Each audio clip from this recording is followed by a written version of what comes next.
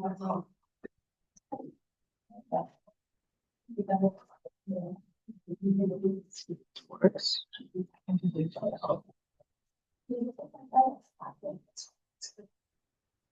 Okay, let's just start. Hello, everyone, and welcome to this week's colloquium. It's really good to see more faces here.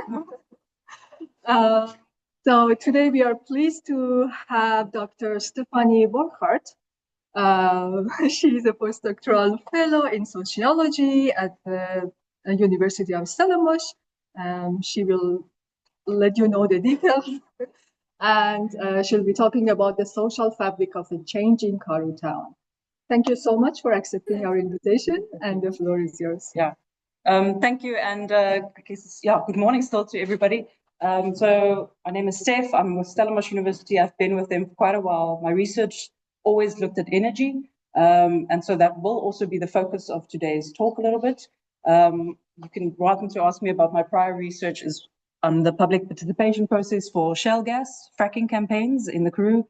And then it was on renewable energy and household energy poverty. Today, I really want to talk a little bit more about what's happening in Sutherland. And so I thought it would be interesting for people, at least who work in Sutherland, are knowledgeable of Sutherland, huge investment in Sutherland. I'm affiliated with the SARChI chair in Land, Environment and Sustainable Development. And this is almost a group project that we have going on. I'll carry on. So we started looking, our research group at Sutherland in 2017. We had students working on how big data is changing astronomy. That was our honors project. We also had two MAs that were completed on the SKA area in Carnarvon, looking at the Siafunda Computer Center, but also how astronomers are conceptualizing development and what needs to be done around Carnarvon. And in 2017, we looked at Sutherland in terms of a socio-economic household survey.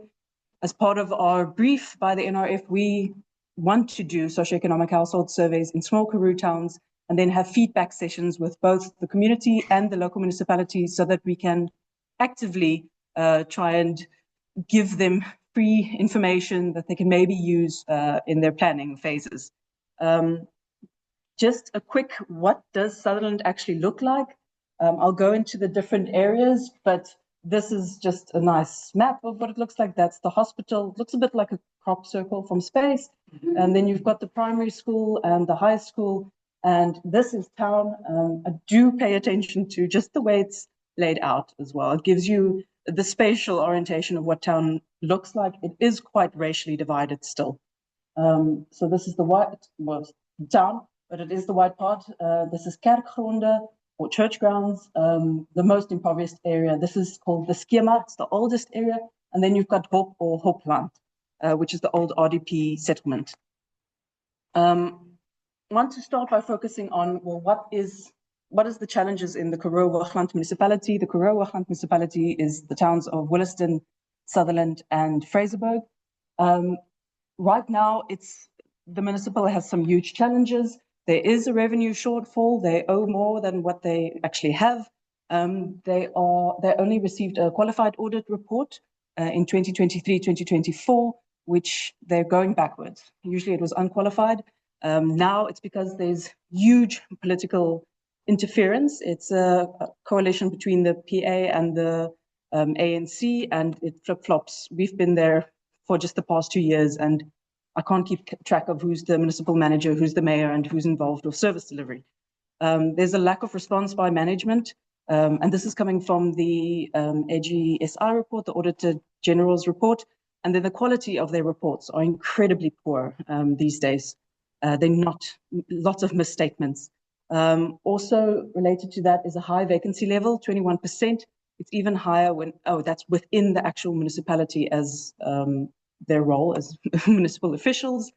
The vacancy increases when you go to higher management or people in charge of something like the chief financial officer or a senior official. It's then about 55% of those positions are vacant, and they don't remain employed too long. Then quite a lot of infrastructure decay. That is correct. They spent a total amount of R0 on infrastructure management for the 2023-2024 financial year. And they also have limited funding for maintenance. They can only recover about 80% of their debt. And usually with their budgets, 10% of the next year's budget is spent in the previous year. And that number is growing, at least from what I can see. And yeah, currently they are highly reliant on national infrastructure grants. In fact, their operating budget, 62% comes from national infrastructure grants. And supply chain mismanagement it is. There's a lot of unfair procurement, family members getting contracts, and inadequate contract management. No real responsibility if a contract is abandoned. Unauthorized, fruitless, and wasteful expenditure. It's almost at about 250 million now, and that's just per annum, and it's increasing. Let's go on. What are their development priorities? What does Sutherland actually need, or larger the Karoo, but specifically in talks with the municipality? They need to improve their electricity substation and just their entire grid section, which has huge hassles for the town and impact on tourism as people can't pay for things. I was told when there wasn't electricity, don't worry, our card machines won't work. You don't have to pay for petrol, which was 600-700 rand. Just drive out to Fraserburg and you can then pay me, which I will do, but the average tourist won't. Then they need to eradicate their pit latrines. I'll talk about a little bit about that. Expand their housing. Housing isn't yet overcrowded, according to the statistics, which I'll show later on, but it is growing.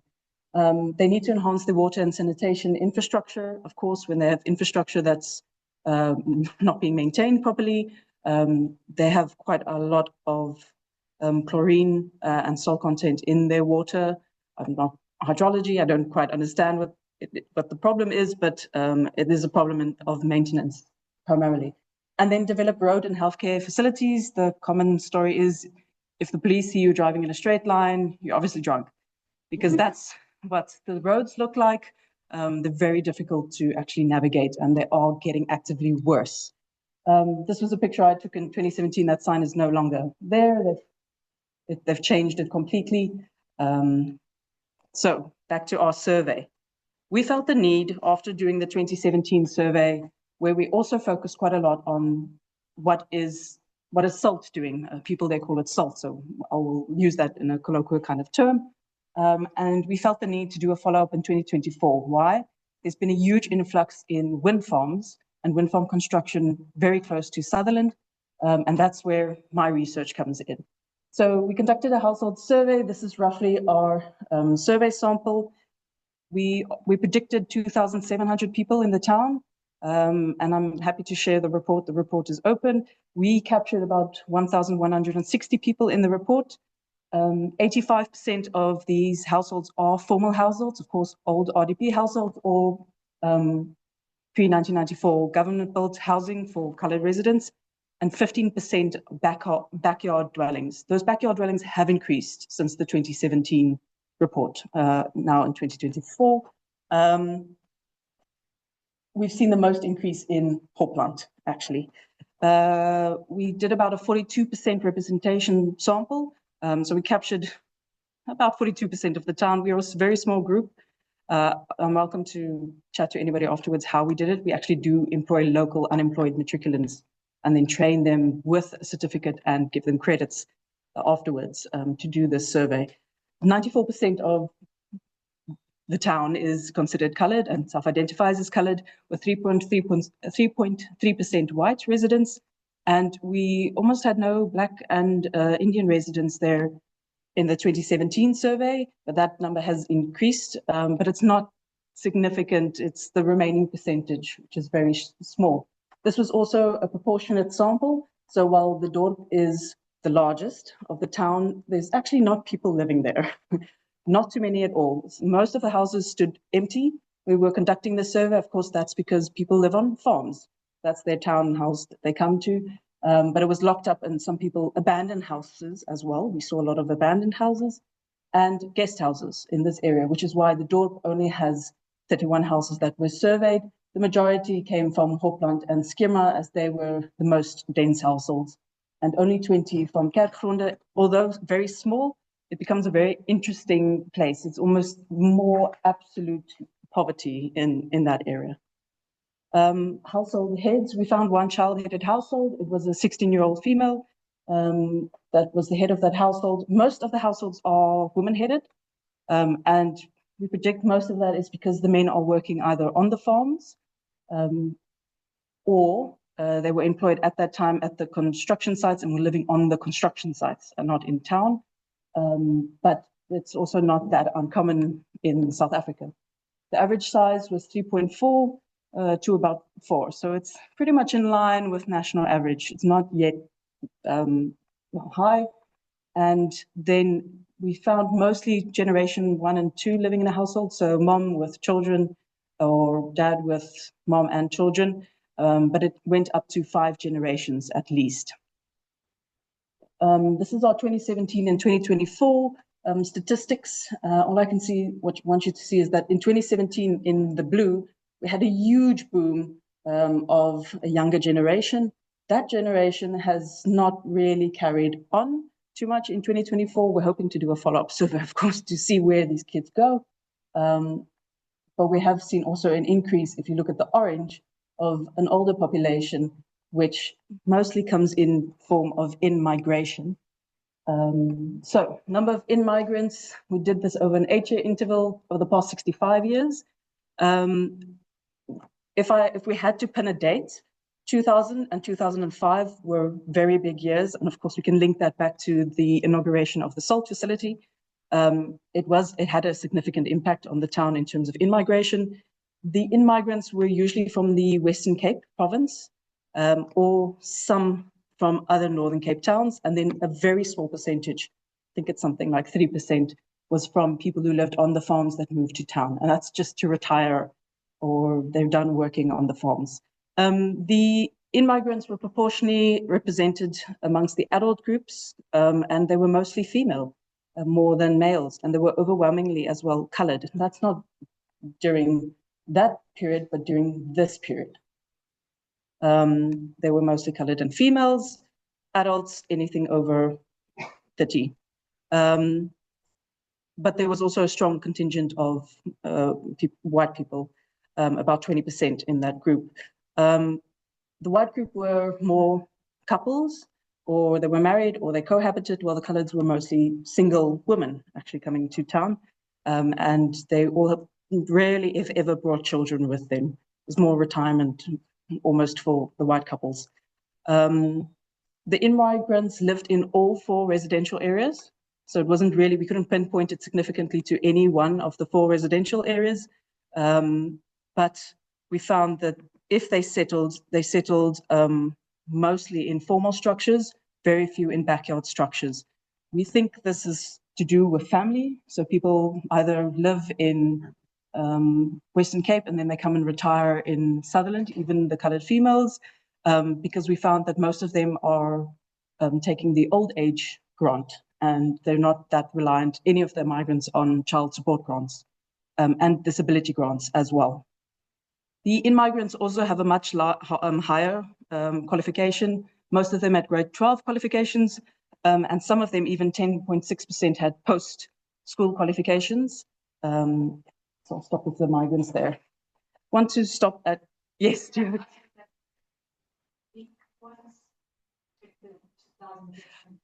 So that would be the wind farms. I'm mostly thinking the wind farms. And that's what I'm trying to track currently.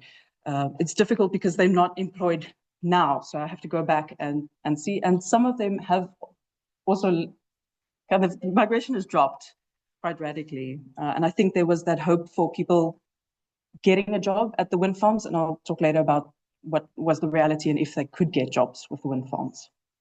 In terms of education, really worrying statistics with the education. I have a MA student, and I'll talk a little bit about her research, which focuses on the youth. And youth we're defining not by kind of the Youth League 235, which I would still fall under, but in terms of from 4 years up till 18 years old. So we did a study on, we call it below, on par, and above. So And I'll go to another tab and it looks maybe a little bit tricky, but all you need to really know is that below proportion increased from 27.3% till about almost 90% up until a child is 18 years or old. What that means is that the children usually start school quite late, and then they fail a grade or they fail another grade. So by the time they get to 18, they're quite far behind with their studies. Most are not 18 when they matriculate, we found. And I'll show you another graph, which is where it's a similar graph. It just shows you in grade R, we have 6 children that started late. And so they're already behind. Then at grade 1, we have 12 that are on par, so they're 7 years old in grade 1. And then we have above as well, which was interesting. But that drops off dramatically when you get to the end of, well, actually that's the end of primary school. And then this is what you're left with high school. So very few students making it, if ever, going over to the high school and then ending up. 60% are in fact not attending early childhood development facilities. Sutherland used to have 3. One burnt down, one didn't have papers or enclosed, and the other one is still there, but they're very not much willing to speak to us, so we're trying, and if anybody has a connection, please. But 60% of the children are not attending early childhood development facilities, which our education system is built upon. It's built upon a child going to an ECD center, going to grade R, and then starting school. 80% of those students worrying that aren't going to, that are remaining home, and only 12% of them are being looked after by an adult. The other are looked after by children who are not going to school, or they're just not accounted for. And this age group, the unaccounted for, is 0 to 4 years old. So you've got children sitting at home and you don't know where they are or who they're with.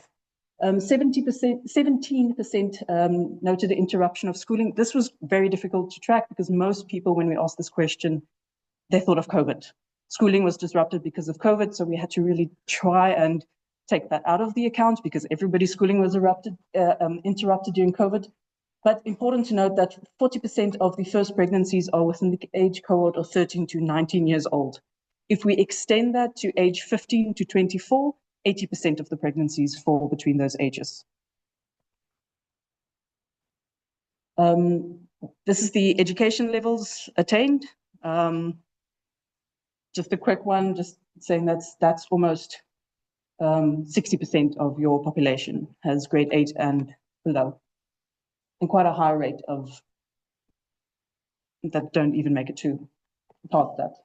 And noting, of course, sorry, I just need to say that this mostly comes from in migration. It's not actually the town. It's not that representative of what's happening in the town. Then we looked at access, basic access to water. Most people do have access to water. Of course, very few have a tap inside within the Hope and Skema area. Old RDP households in Hope and pre-1994 households in Skema, and very few in Karoo as well. Of course, town, very happy they have tap water. And then, of course, there is a tap on the plot. That's where it becomes significant. Access to a toilet, and I know this is a software and some people know what's happening there, but there really aren't flush toilets in Sutherland. Many other small towns do have flush toilets. Even RDP homes were built with them. It still hasn't happened in Sutherland. And so you have French drain or pit latrine predominantly in the Hope and Skema area. Many of the concerns that noted by the field workers, because we also gave them a little block where you can say what your complaints were, was not only that there was so many large pit latrines, but there was improper cleaning, improper servicing, was weak and dilapidated infrastructure. The doors were off. Some of the pits were tumbling in and were a hazard to people. The building structures were no longer safe, in fact, to use. Was quite unhygienic. Conditions, I didn't include any pictures, but it was really bad and irregular cleaning that had to be done by the municipality. So this almost became something the household needed to manage. And what usually happens, it falls to the woman who's the head of the household, not to men, which were also noted. The households have to buy their own cleaning agents and clean and sanitize the toilet themselves. This often doesn't happen because you have a town that is quite poor, which I'll come to. The flush toilets also have issues because they have quite narrow drain pipes and they can become clogged quite easily. So even though you have a town that has a toilet in the facility, it's still giving issues and a lot of pressure in the municipality themselves. And there is a honeysucker currently making its rounds through the town, but I'll talk about why this is no longer sufficient. Access to electricity. I like using this graph because it's the one our national government uses. And it looks great. We've got 83.4% of people that have access to a prepaid meter. Mostly the billed ones will be billed directly by Eskom, and that's mostly in town. Again, you had some solar, in fact, again, in town, white household owners. But this statistic almost obscures the strategies that households use to, we call it fuel stacking, or the fuel strategies that they use, and it obscures the household energy poverty. So I looked at energy used for household warming. What is the most important is in orange, and the second most important is in blue, and that's where you start to see that it's wood, and we distinguish between wood collected and wood bought. How much I think and believe that wood was bought, I don't know, but I do know that people would not necessarily lie about using wood. A lot of people were collecting firewood from places like the school, both primary and high school, and from other, like the hospital as well. We had quite a few dead trees, and collecting and using that to burn it. Problem is they take it and they make the fire inside a household, which of course has other very bad health effects. Yes, and so electricity is also important. Energy used for cooking. It is electricity that is the most important, but again, wood comes up because people don't really want to use the stove. They said very interesting things. The stove takes too long to warm up. I can just make a fire, I can cook, I can keep it going, and the food will always be hot for my family whenever they get home. And so that became very important for women to feed people at least a hot meal. And then I need to stop and just say that people aren't necessarily, when they're using electricity for cooking and things like that, for water, they're using a kettle. 10.6% of the households had an electrical geyser or boiler, and some, as I already indicated, solar, but it's not really in Hopland or Skema or Kerkgronde. And so they use mostly a kettle. Kettle becomes a very important commodity. However, knock-on effect of the water quality that's so bad that the kettle fails quite quickly. I've had a kettle explode on me while I was staying there, and it happens quite regularly, according to people, because of, I don't know what it is, it's like calc that sits on the element. Most important source of income.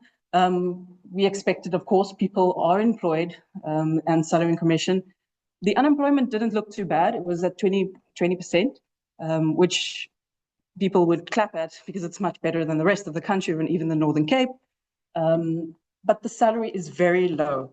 The mean salary was 4,500 Rand. The 50th percentile, which was a much better indicator, was at about 2,000 Rand per month. So the 50% of the households are earning that per month. The highest income, of course, was 70,000, and that's your municipal manager. People are mostly employed in agriculture or safety, security guards, or in government, or of course in the hospitality and tourism sector. That's where people are employed. Government grants, we'll get to that in a second. We did find pensions, but as you can see by the area, it is mostly in town. It is mostly white people that have at least a pension that can get them going, and also their own business and rent that they're receiving. And interesting enough, in Kerkgronde, which is a very interesting area for us as researchers because the claim of what they're making is so low, but they are renting out their households and they are starting their own businesses in that area. Loans from outside agencies, and this is where it becomes a little bit scary. We've got a quarter of the town that is buying food specifically on the book, and 22.5% of our respondents affirmed that over the past 12 months, so that was March of 2023 to February 2024, had experienced and gone without food on occasion. And at least from this, we can maybe connect it to see that at least people are buying food on the book. It's not necessarily something else. Micro and loan sharks have made a pretty devastating impact.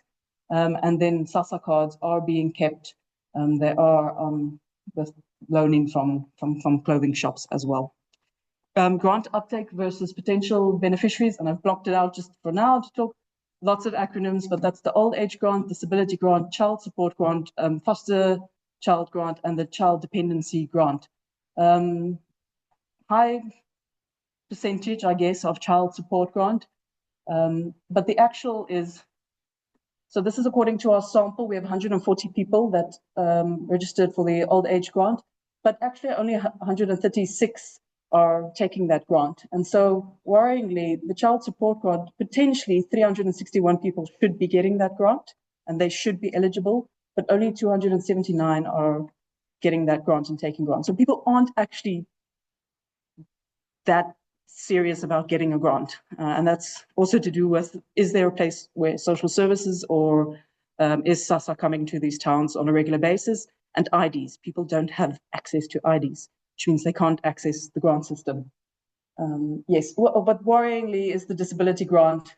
We only found 37 people, and we had almost double that taking the disability grant. Yeah. This satisfaction with community services from the year 2024, which I believe is in orange, and our old one in 2017 is in blue. Yeah, exponentially, people are a lot more dissatisfied with how things are going. Do we have a reason between the difference of the years? No, we have a lot of personal opinions, however, and a lot of the qualitative, more open-ended questions.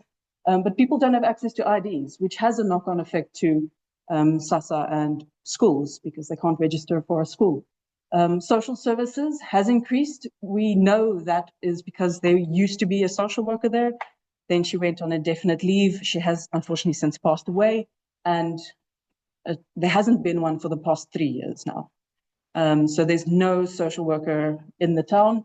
There is one, but it's specifically now just newly appointed. I've met with her, but she is only involved with, she's funded by Basic Education, Department of Basic Education. So her mandate ends at primary school.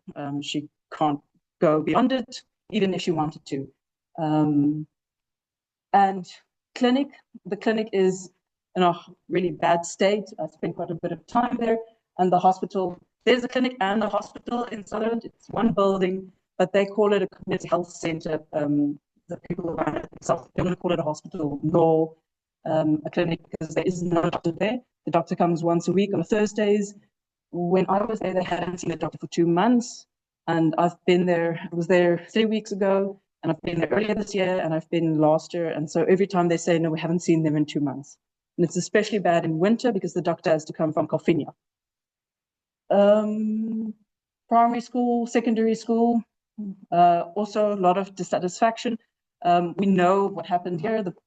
In terms of the high school actually burned down shortly after we conducted our survey. Hopefully not a knock-on effect, but and it hasn't been rebuilt, and there's almost no likelihood that it will be rebuilt. There are still classrooms available for the high school, but yeah, it's still worrying what's happening.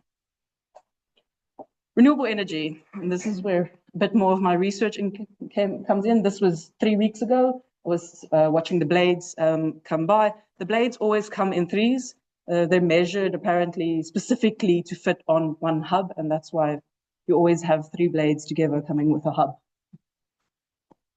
How does it work? I'm just going to do a brief overview for people that don't know about our country's renewable energy program. It's called REAP, a very long acronym for the Renewable Energy Independent Power Producers Procurement Program. It has 3 primary objectives. Secure energy supply. It was launched in 2011. We saw severe load shedding happening in 2008. And of course, knock-on effect was for government to invest in a type of program. This was along with, back then it was called Department of Mineral Resources and Energy, the Development Bank of Southern Africa and National Treasury. And they launched the IPPO, which is the Independent Power Producers Office, with this mandate to secure the energy, mostly from private corporate companies. So it was like a public-private partnership. And the third point is very important. As part of this whole program was built in a mandated design for socio-economic and enterprise development, which means job creation. It was aligned to the BBBE standard of needs to be Black-owned companies. You have to procure from and partner with a Black-owned stakeholder company. Local communities need to have some type of revenue from this as well. So quite a contrast to what SALT had in terms of the SALT collateral benefits program. This was mandated. Every single wind farm has to invest a portion of their revenue back into the community and employ locals within a 50-kilometer radius. How it works is through a bidding process. Initially, it started with a 70-30% split. 70% was based on pricing, what the company was willing to sell to Eskom and what our government also agreed on, and 30% of what they could bring to the table in terms of socio-economic and enterprise development. It has subsequently changed in 2000, since the bid window 4. I should say that there's different bid windows. We have had 7-7 just finished earlier this year. It's now changed to a 90-10% split. So cutting back on the socio-economic development aspect, it's less of a weight. Still need to invest as much. I think some of it's up to 8% of their annual revenue needs to go to a town, but it counts less in their bid to government. We, however, initially, the Northern Cape was quite good at procuring from these solar and wind farms. I'll only focus on that. There are other types of renewable energies as well, but I'm only going to focus on solar and wind farms. And so 59 of these projects currently operate in the Northern Cape. However, there are huge grid constraints. You might have read about it in the media. The Northern Cape, the Western Cape, and the Eastern Cape really are full. Our grid was never really designed for the Northern Cape. It was designed in where most of our mining and factories were in Gauteng province, and of course our coal province, Mpumalanga. And so the grid is quite strong in that area, but very difficult area to put up solar and wind farms because you have communal landowners. So we have received 409 bid submissions, of which 123 are selected. I think 119 are already constructed. It's considered successful to a certain extent, the program. I mean, it's definitely considered successful by government, but our country still sits at a 6.4% wind power and 5% solar. The rest, 75% still comes from coal. So it hasn't really made that significant impact to diversifying our energy generation. Yes, so what happens? Once these companies secure their bids, they also sign with mostly a farmer, a person that owns land, for a 20-year contract for a wind farm or a solar farm. In Sutherland, it's only solar farms, and quite a few, actually. So these are the different companies that are the main players. We've got Red Rocket at the bottom. They call themselves an African conglomerate company. You can look at their website. They're quite proud of being African, but they're Italian. They're run by Italian, and they play the stock market in terms that's how they fund themselves. Then we've got Enel Green Power, which also is an Italian company. We've got G7, which is the only South African conglomerate company, truly. And then Mainstream Renewable Power, which is an Irish company, which, yeah, is always funny because what do they know about solar in Ireland? But, this is recorded. I'm so sorry.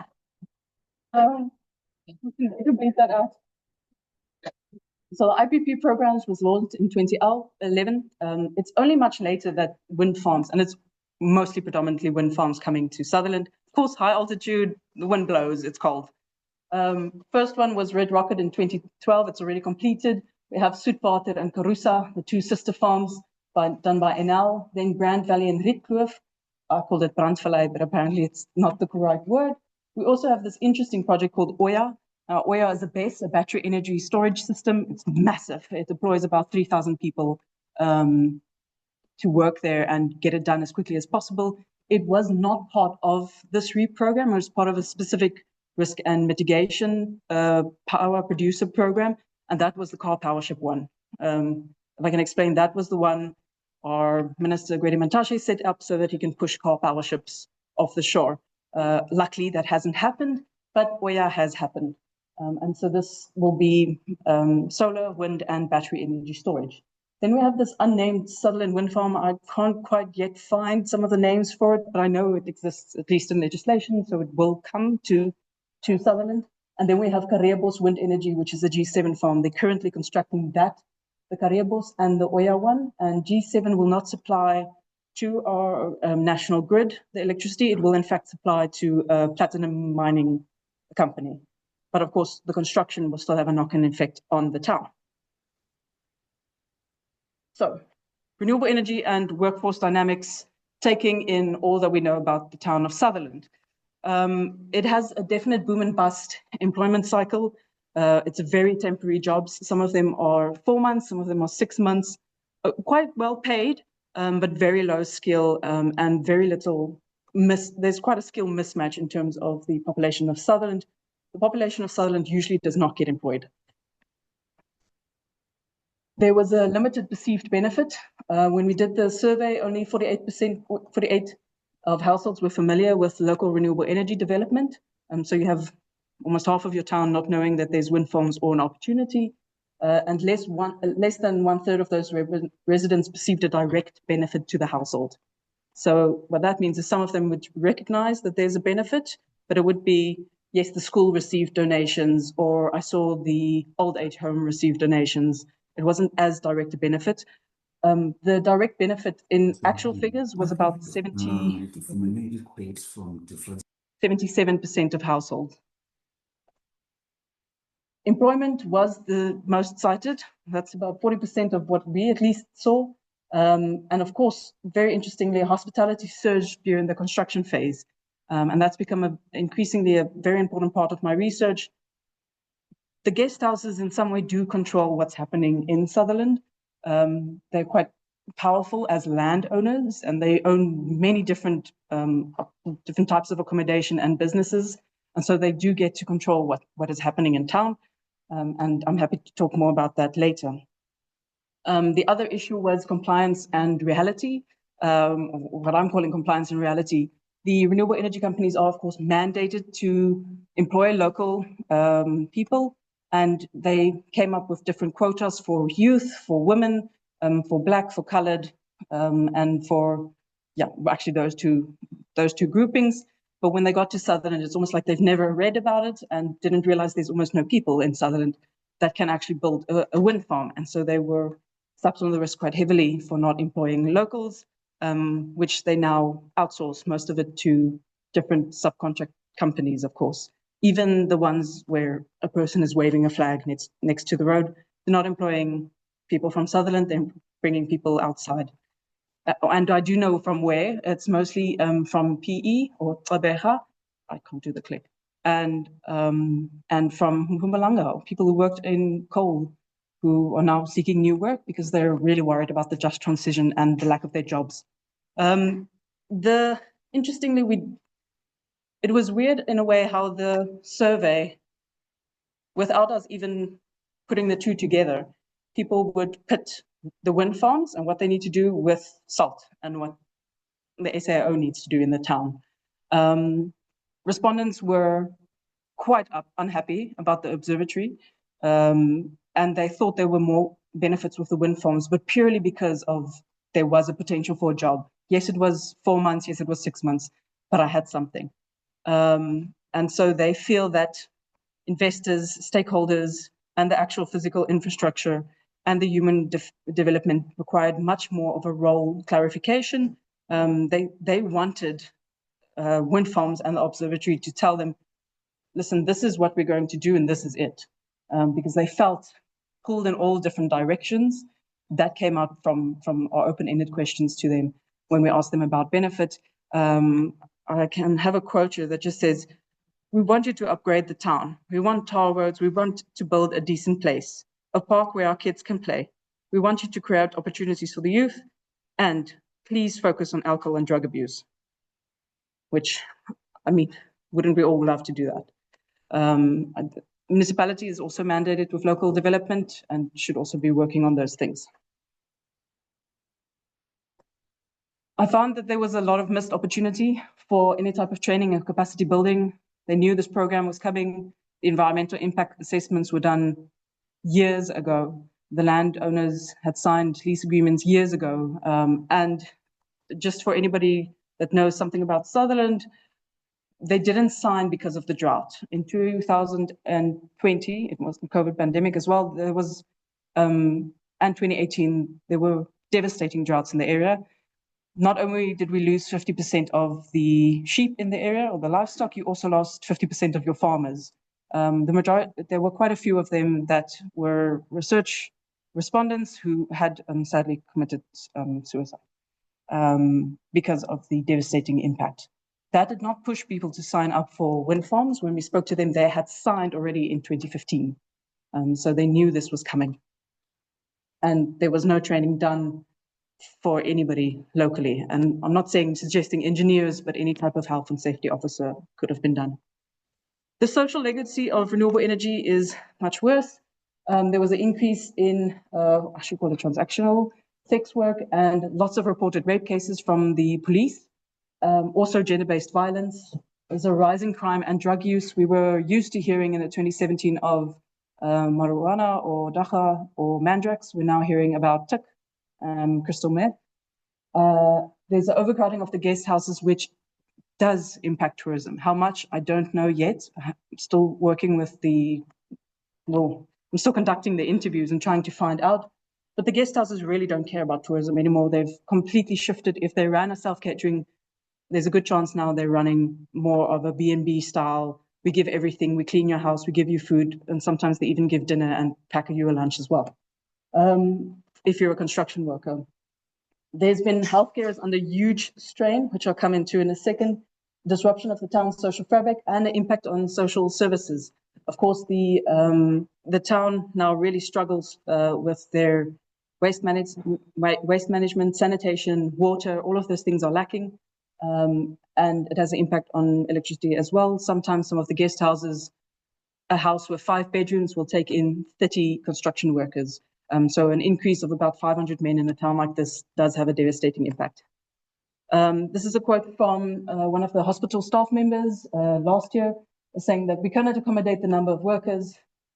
It places significant pressure on the system. They require care on weekends and outside regular hours. They only have one nurse that's outside regular hours. They're putting a huge strain on our antiretroviral supply. We don't want you, but we cannot show anybody away because of the health standard. They've also seen a noticeable increase in STIs, HIV cases, gender-based violence, and unwanted pregnancies in the over 20 group. The impact on antiretroviral is, for me, the most concerning.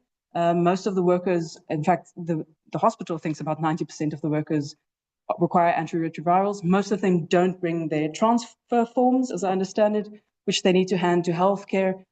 So what happens, they end up at healthcare at the clinic/hospital/community center and say, I think I might be HIV positive. Can you test me? And according to law, they have to test. And if they know they're positive, if they get a positive indication, then they have to start them on antiretrovirals, which means the town no longer has supply for people living in town in terms of antiretrovirals because they don't know about the numbers. The hospital can't predict. And so you have local residents that are not taking antiretrovirals and not getting them because they're prioritizing the construction workers. Not to the detriment of, not to the fault of the healthcare system, that's just because that is what is required. Then I also said I wanted to talk about the development barriers of youth, and this is done by my student who sadly can't be here, but she really wishes she could, Caitlin Rickards. She's doing an MA in Sociology. Of course, because of the high unemployment and limited opportunities, there's limited growth for people in town. But nobody really owns a car. I think it's less than 20% of the town. And so there's very few of them can actually move to somewhere. They don't really have somebody that they know in Cape Town or elsewhere or Johannesburg where they can move to. And so we're not seeing an out-migration too much of youth. There's a lack of jobs and skills. This is one of the municipal officials. His concern was around decent and sustainable job creation. And this was directly linked to renewable energy. They're not taking matriculants. Most of the matriculants, they fail. I don't quite know why they fail, except of saying that they lack the necessary health. And so they fail their health assessment, which of course you can see from the systemic barriers that are already present in this town. Yes, they won't employ locals. And I like this, giving the bright stars the opportunity.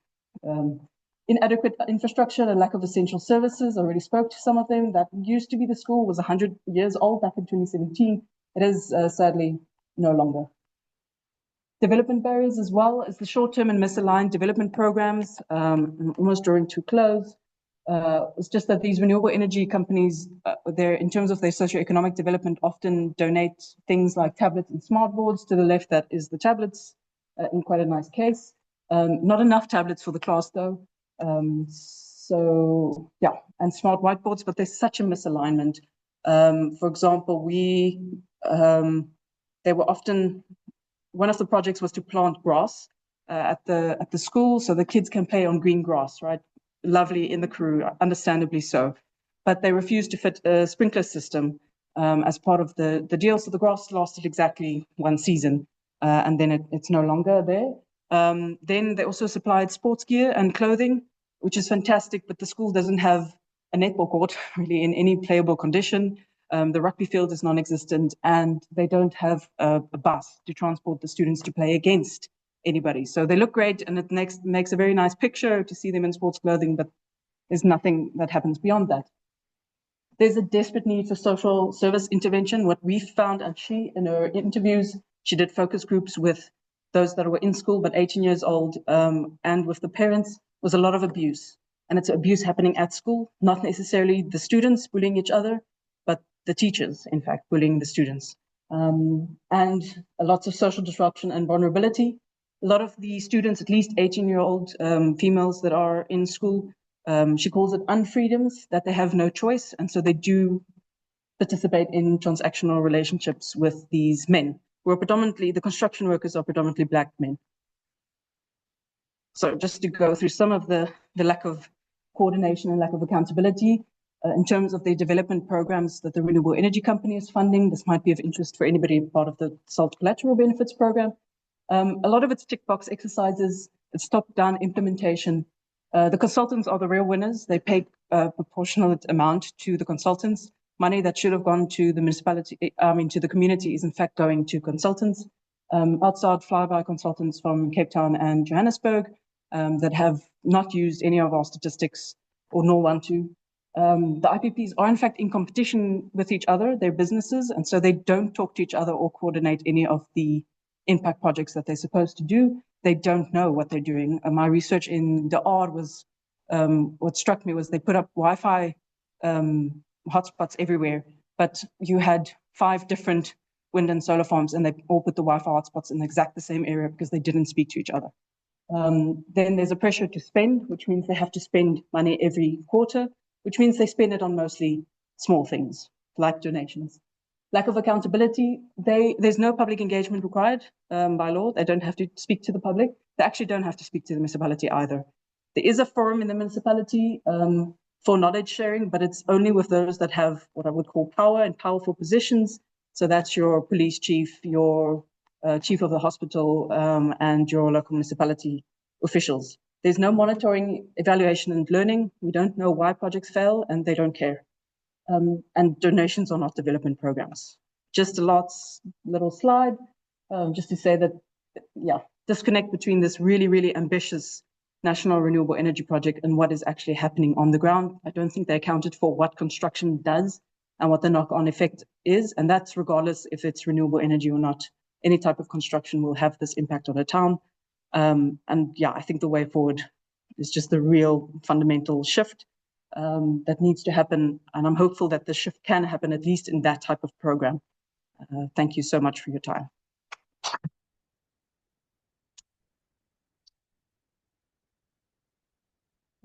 Great work and very informative. Thank you. Okay, any questions? First in the room and then also online. Check.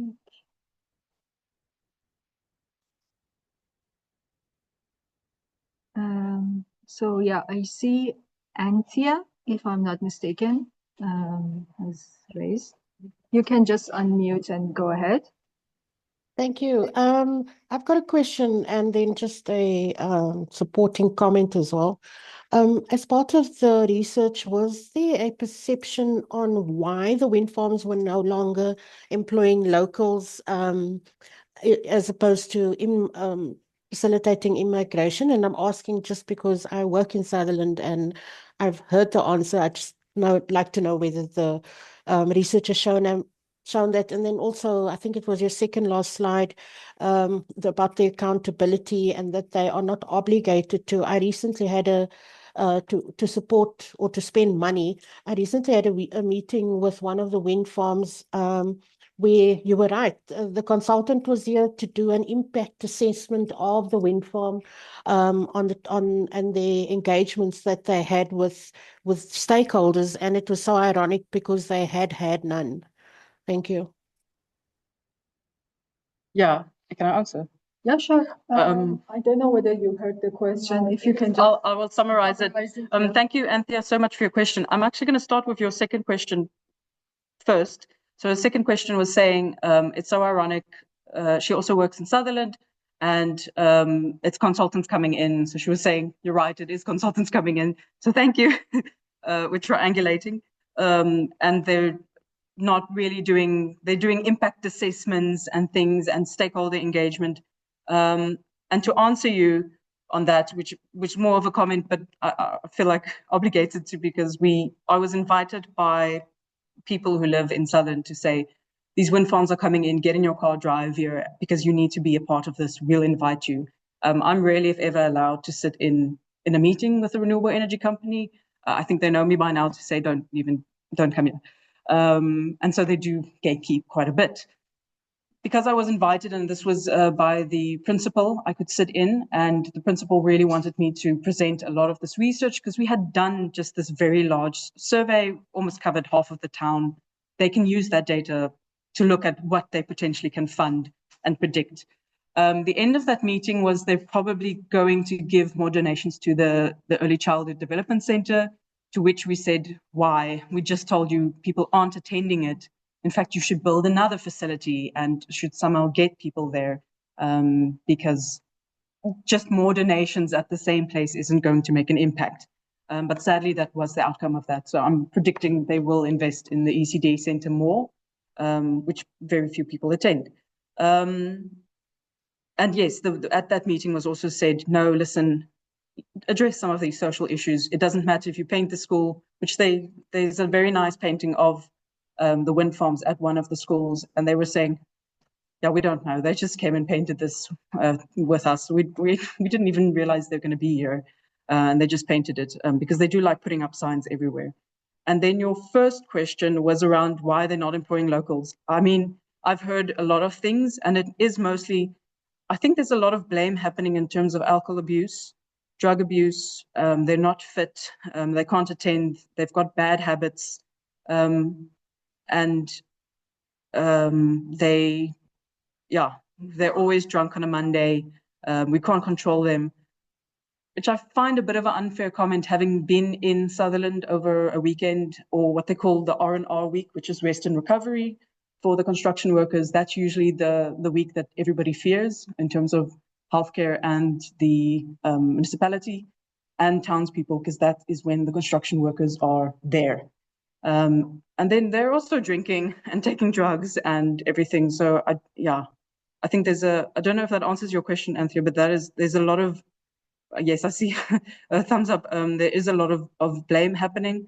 Of course, some of these workers do get paid quite well. We've heard of anything between 10 and 12,000 Rand if it's a local worker, which is a lot if your salary used to be 2,000 Rand a month. But yeah, so people were asking them to at least train them in terms of finances or how to use it or what happens. But I mean, I haven't seen a difference in behavior from me staying there ethnographically between them and the other construction workers at all. Yes. The timeline, so if you take 3 projects that are on right now, how long are they expected to last? If you just please also. Yes, no, sure, go. No, just repeat the question. Oh, okay. So that the people. Okay, sure. Yeah. So the question was around the timeline of the wind farms, how long are their constructions and when are they expected to complete? The expected completion date of the Karoo one was what I said was 2027. And usually they're very good at keeping to time. If you have 14 months to construct, you do it within 14 months. If you have 2 years, you do it within 2 years. it's usually 2 years. The battery storage actually has less time because during the risk and mitigation, it was that complete collapse of our energy system, actually, when we had the worst 2015 load shedding as well. And when that program came out, they said you have a year and a half to build from breaking ground to actually connecting to our national grid. And so the battery energy should almost be done. But then there's that unnamed one, and of course the Karoo one is expected to continue until 2027. I think Patricia or first Linda. It's interesting that you haven't really touched much on the tourism aspect in Sutherland, and specifically salt, and what to do to the local economy. It's just that sort of increasing from that. And the tourism security factor in Sutherland. Obviously, which kind of employment in the community. So it's thank you for the economy. Yeah. Do you want to take the next question? I can answer them together. Yeah. Then Patricia, you can ask it. I wanted to say I was really stunned. I had no idea the situation was as bad as you described. It's very interesting and extremely upsetting. There's obviously, if the town itself were better organized and could present themselves to these various organizations, things might start a chance of being. Is there any possibility? I mean, their educational level obviously limits their organizational ability, but is there any sign that they're getting organized for the next local government election to work together towards a more sensible community response? Not necessarily with the help of any political party, but if they could operate together as a unit and say this is what the town needs and this is the order in which we need it, they would stand more chance. Thank you for both of your questions. May I start with the last one, and then I'll go political, and then I'll go. Quick. Oh yes. Quick one was around the. Hit a blank, but yes, can the local community almost, and as fragmented as communities are, organize themselves, demanding more, standing up for what their needs are, potentially asking for things, putting pressure. It's really bizarre to me, but I've seen very rarely any type of protest action related to you're a renewable energy company, you said you're going to invest, you said you're going to develop, you aren't doing it. I have no record of that happening in my 10 years of research experience. Where the protest happens is at the site, and that's with workers and they're unsatisfied and they're not being paid, or very bad situations, or health and safety related. That's where the protest happens. So there's no leadership. We've seen inklings in terms of local municipality. We've seen inklings of them pushing for it, which is why we came back. When we were there in 2017, we already heard the rumors of the wind farms. We have a good relationship with the municipality. We came back and said, we're going to do this again. Please use it. They aren't officially allowed to use our statistics. We've found out because it's controlled by Statistics South Africa. You have to do a survey 3 times in a place in order for them to use it, which doesn't make sense to us either, because you can do it 3 times badly, right? And so we haven't done it. We technically have, we're trying to say we have, because we have done Williston and we've done Sutherland twice. So we've done at least 3 in the Karoo Hoogland. So we're trying to fight that. But the local municipality is very much aware of our statistics, and they are using it to advocate for what needs to be invested in. They're not, again, renewable energy companies are not mandated to talk to a local municipality. They can shut the door and never talk to them. That's still fine. I also think the problem is how it's organized. The wind farms would like to speak to one white landowner. That's it. That's where the wind farm is. That's where it's happening. That's how I'm doing it, which is why their job is so much more difficult to do in a place like KZN, where it's communal land, we have chieftaincies and things like that, which is why they also don't want to do that. And so, yeah, that's just the politically, it's terrible what's happening. In just of how the town, they break every time there's a by-election. There was a by-election just recently in December, and we saw a complete flip-flop again. And then it's, sorry, you have to now become of the PA or you're out of your job. It is a lifeline for people working in government to work in government. Otherwise, the next day you're out of a job, you're unemployed. And so they don't stand together either around things. And they have no sway. They can use our statistics as much as they can. They can ask us to sit in. The renewable energy companies just don't want us there. Then there was a first question, which tourism. Thank you so much. It was around tourism. Yes. So I was not always interested in tourism to study, but it's now become very important to study in a town like Sutherland. I can tell you though that there's not many tourists in Sutherland anymore. That's speaking to at least half of the guest houses right now. My work is going to be to speak to every single guest house owner if they'll let me. I think there's 43 of them registered, and they do not see tourism as making an impact any longer. Some of them have changed their complete business design to accommodate the wind farm. So they're leasing for contracts of 6 months, some of them 4 months, but they know that will repeat until the end cycle of a wind farm. And they are very happy to chase the tourists away and say, no, don't bother, I'm booked out for the next 6 months. I myself was also kicked out of a guest house because the owner said, I just got off the phone, the wind farm has picked me, you need to move. Tourists will not take that. I can, but tourists, it might not happen that they come back. In terms of salt, yes, the one knock-on effect of salt was the tourism, right? You had guest houses and you had people that cleaned, and it was at least a decent enough, sustainable type of job.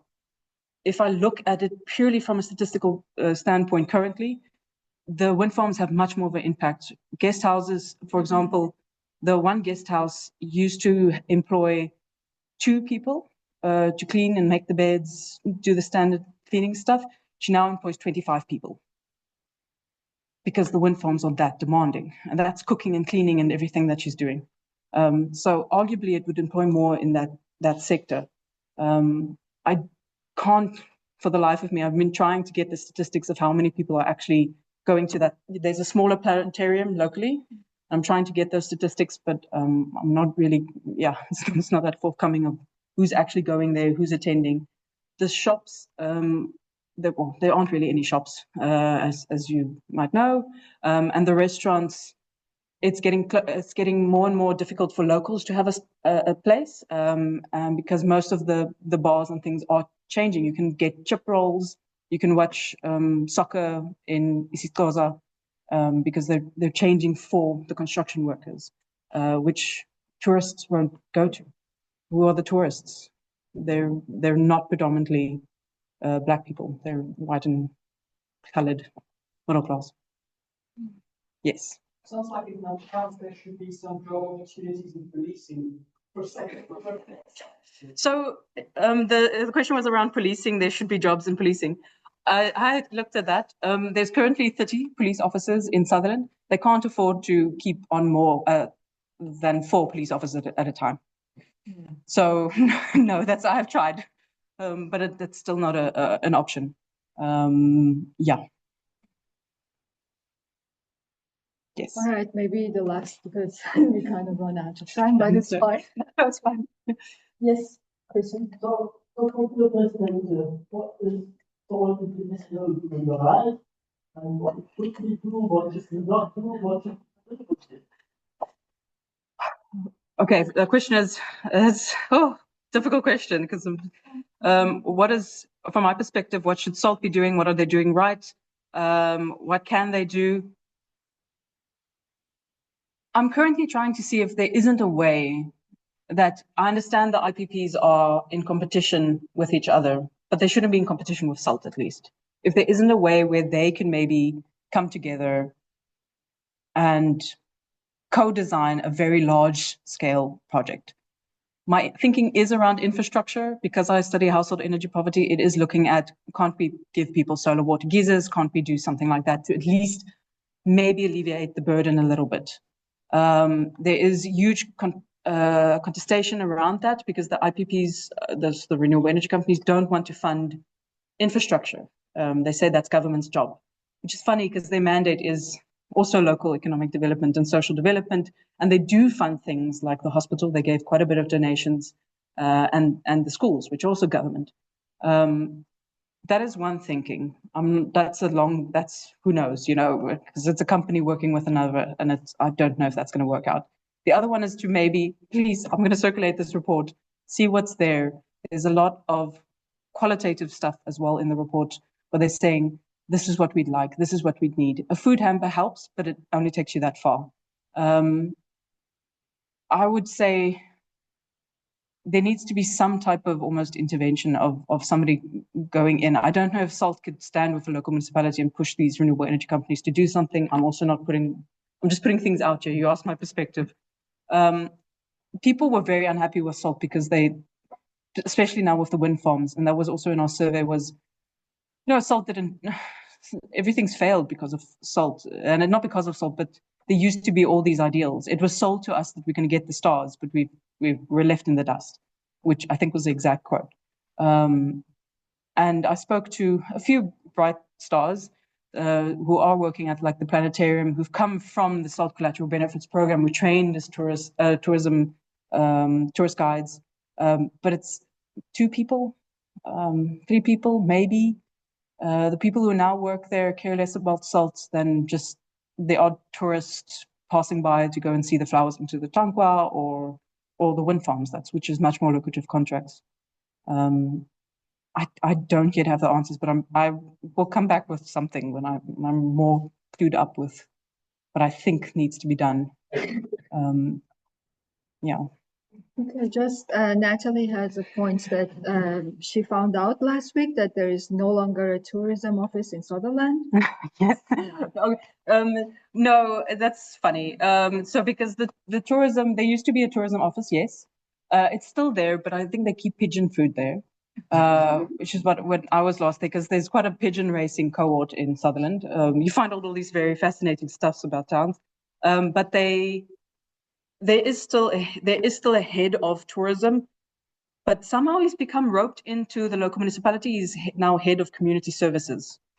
And so tourism and community services, but I think there's going to be a big backlash on the guest houses and accommodation in Sutherland, because the municipality is targeting them because they can see how much money they're making. You could rent a house for 2,500 Rand in Sutherland. It's now upwards to 35. Some of them are going for 50,000 a month. And yeah, I don't know when that will normalize. I don't know what that's doing. I don't know. Yeah. All right, thank you, everyone. They asked whether this recording will be shared. Usually I upload all the YouTube colloquiums on YouTube. So yeah, you can find them there on the SAAO YouTube channel. Or if you want them, I can share them with the SAAO staff as well. Okay, thank you so much, everyone. It was a great talk. Thank you, Stephanie, again. No, and thank you. See you in the next colloquium. Thanks. Thank you.